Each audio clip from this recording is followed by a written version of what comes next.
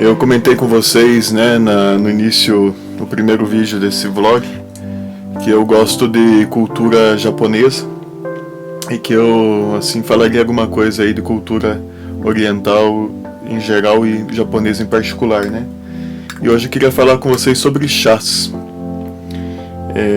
O livro que eu vou comentar com vocês se chama Viagem ao Mundo do Chá. O subtítulo dele é Tao Te Chá, que significa o caminho do chá, não no sentido de a rota do chá, mas no sentido de um estilo de vida com chá, né? Ele foi escrito pela Inagracindo. É esse livro aqui, publicado pela Casa da Palavra. Ok? Eu confesso que quando eu comecei a estudar sobre chá, eu fui atrás de alguns livros estrangeiros e tal, e não dei o devido valor para esse livro aqui. E para minha vergonha até eu falo isso. Mas hoje eu recomendo bastante. É um livro bem completo. Ele fala sobre o que é o chá, o processo para fazer o chá, os tipos de chá, o como prepará-lo, né? Como que o chá veio para a Europa, como que ele veio para o Brasil, né? As diferentes regiões produtoras de chá, a história dos diferentes tipos de chá. Inclusive, no livro vai ter assim receitas para fazer, para acompanhar, receitas de bolo, receitas de cookies, de tortas. Vai ter também, vai falar sobre um pouquinho de taoísmo, de confucionismo, de zen budismo, nesse sentido aí do Tao Te Chá, né? Vai falar também um pouco do diário de campo, de viagem dela, né? Quando ela viajou junto com uma amiga fotógrafa para conhecer alguns lugares lá na China. Então o livro ele é bem completo mesmo, né? Eu não vou falar de algumas partes dele. Essas partes assim, receitas, eu acho que fica mais legal filmar a receita fazendo, né? Do que simplesmente passar alguma receita para vocês. A mesma coisa sobre a história de alguns tipos particulares de chá, tipo a história do chá Earl Grey, né? Quando eu for fazer as provas e as degustações desses chás, aí eu falo certinho aí a história de cada tipo de chá. Acho que fica mais interessante. Também o livro, a Inagracindo, né, tem aqui uma breve biografia dela. Ela é chefe diplomada pela Cordon Vert, que é uma modalidade vegetariana da Cordon Bleu, sei lá. Então, ela também trabalhou como comissária de bordo da Brit, e ela escreveu esse livro sobre chás com a intenção assim de homenagear a Inglaterra. E como a Inglaterra é um país assim que consome muito chá, né? Ela escolheu fazer homenagem por esse viés aí, né? Aliando aí a formação dela com a profissão dela, né? E aí ela vai assim uma hora fazer aí uma breve biografia da Rainha Vitória, né, para falar do período vitoriano, assim, onde floresceu ali o chá das 5, né, e tal. Eu também não vou me deter nessa parte. Vou me deter mais naquilo que fala diretamente sobre o chá, né? Bom, então quando a gente fala de chá, a gente não está falando de uma infusão de qualquer erva, né? Tipo chá de hortelã, popularmente a gente fala, né? Chá de hortelã, chá de camomila e tal. Mas na real, chá ele é a infusão de uma planta específica, que é a Camellia sinensis. A Camellia sinensis ela tem subespécies, né? Tem a Camellia sinensis, que é ali da China, e a Camellia sinensis assâmica, que é ali da Índia. Mas é quando você faz a infusão dessa planta que você tem o chá propriamente dito. Os demais tipos de chá, chá de hortelã, chá de camomila, a rigor a gente chamaria de infusão de hortelã, infusão de camomila, etc. A partir da Camellia sinensis a gente consegue fazer aí uma variedade, aqui ela coloca 6 tipos de chá, né? O chá branco, o chá verde, o chá amarelo, que é mais conhecido na China mesmo, o chá azul, também chamado de oolong, o chá preto, que lá na China eles chamam de vermelho, e o chá pu'er, que eles chamam de chá preto lá na China.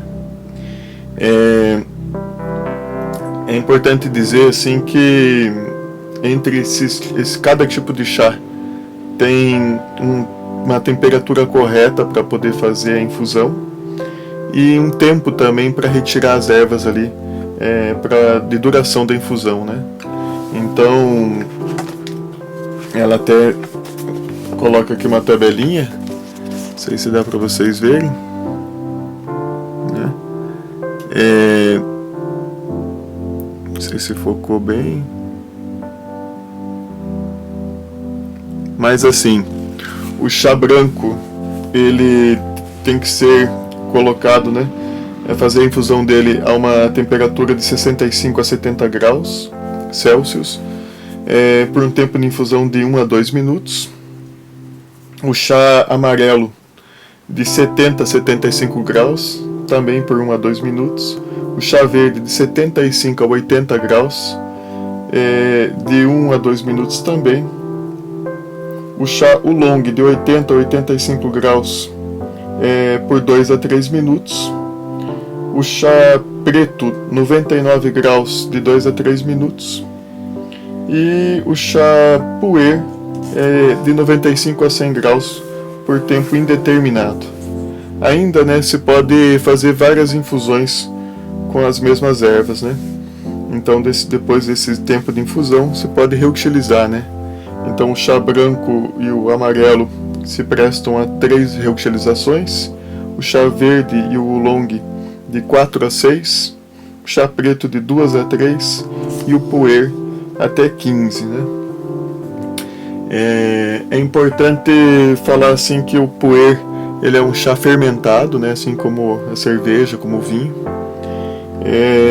e que entre os tipos de chá, mais adiante ela vai falar também de um chá chamado Darjeeling, que fica ali na região de Bengala, no norte da Índia, que é considerado aí uma espécie de espumante, o champanhe dos chás, vamos dizer assim, né? Ela fala um pouco a respeito. Considerado o chá de melhor qualidade e sabor, o Darjeeling é entre todos o mais caro e sua origem é o nordeste de Bengala, na Índia. Os brotos menores compreendem 2 folhas e um bulbo e são necessários 22 mil deles, todos colhidos à mão, para produzir um único quilo de chá. Bom, a gente falou aqui, né, já deu umas dicas de como fazer o preparo do chá, mas ela também vai dar assim uma sequência passo a passo mais adiante. Ela diz assim: para os que apreciam diferentes chás, vale a pena investir em mais de um bule, porque a resina que se desprende das folhas de cada infusão cria uma camada sobre a louça e se entranha nela, interferindo no sabor de outra infusão. Os bules, em geral, devem ser lavados apenas com água corrente e os panos de prato devem ser evitados para enxugar a louça, porque podem soltar pelos em seu interior. Basta lavar os utensílios e deixar secar emborcados. Normalmente, para os chás mais fortes, bules de prata ou terracota funcionam melhor, enquanto para os mais leves, a porcelana e a louça são as mais indicadas. Mas para ver o desenrolar das folhas, os de vidro são os melhores. Eu aqui no caso tenho de vidro e é bem bacana mesmo ver esse sofrimento das folhas ali, né? Aqui algumas regras básicas. 1. Aquecer o bule e as xícaras com água quente antes de preparar o chá. 2. Reparar que as folhas que vão ser usadas na infusão estejam livres de quaisquer resíduos. 3. Usar água fervida para preparar o chá preto regular e cobrir o bule com um cose, touca de matelacê para bules, para manter a temperatura quente. Essa água fervida tem que ser uma água mineral mesmo, isso é uma água de boa qualidade. Até porque esses chás são caros, não convém assim desperdiçar esse dinheiro com assim interferindo no sabor dele com uma água aí com flúor ou com cloro, né? 4. As folhas não devem ficar em infusão por mais de 5 minutos ou cozerão e o resultado será uma bebida amarga e travosa. 5. As xícaras podem ser lavadas com sabão neutro, embora o ideal seja apenas água fervendo. 6. Um coador próprio, no caso do bule não ter coador interno, deve ser colocado sobre a xícara antes de servir o chá. 7. O ideal é sempre manter um bule sobressalente, aquecido com água quente, com um cozi. 8. Limão pode ser acrescentado, finamente fatiado, ao chá preto. 9. Não se usa creme no chá, a gordura modifica seu sabor. 10. Uma colher de chá de folhas ou um saquinho é suficiente para uma xícara. No bule, coloca-se uma colher ou saquinho por pessoa e mais uma para o bule, independente do número de pessoas a serem servidas. E 11. Para o chá preto encorpado, deve ser usada água fervendo, enquanto para as infusões mais leves, a recomendação é apenas água aferventada. Eu não sei se é aqui, mas assim, para você às vezes não precisar ficar medindo com o termômetro a temperatura das águas, eles davam uma dica, não sei se é nesse livro, que é assim, a água quando ela começa a fazer aquelas pequenas bolhas, né? Seria assim, olho de camarão, olho de não sei o que e olho de peixe.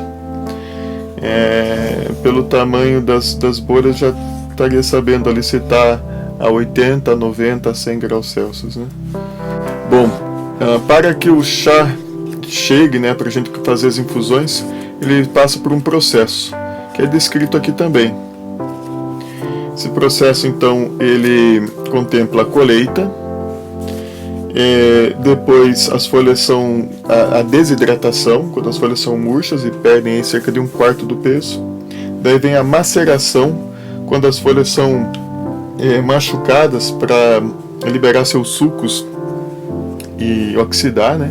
Daí vem a oxidação, fermentação, a clorofila é quebrada e o tanino é liberado, né? E aí começa a ter os níveis de oxidação, né? De mais de 0% a 100%, né? Que seria o caso do chá preto, 100% oxidado, né? E o chá verde, na verdade, ele é 0% oxidado, que é a próxima etapa, a fixação, né? Quando há um aquecimento para, assim, fixar, né? Aí a oxidação. A próxima etapa, chamada aquecimento amarelamento, que é específica para o chá amarelo, que é um leve aquecer e umedecer o chá. Aí vem o enrolamento, que é quando os chás eles começam a ser enrolados, né? Para depois serem submetidos à infusão. Esse processo é uma concentração do sabor, né? Depois vem a secagem, quando o chá é seco ao sol, né? Alguns também são secos à sombra, não sei se nesse livro comenta, não lembro. E a próxima etapa é o amadurecimento, que é o caso do puer, que é um chá aí fermentado.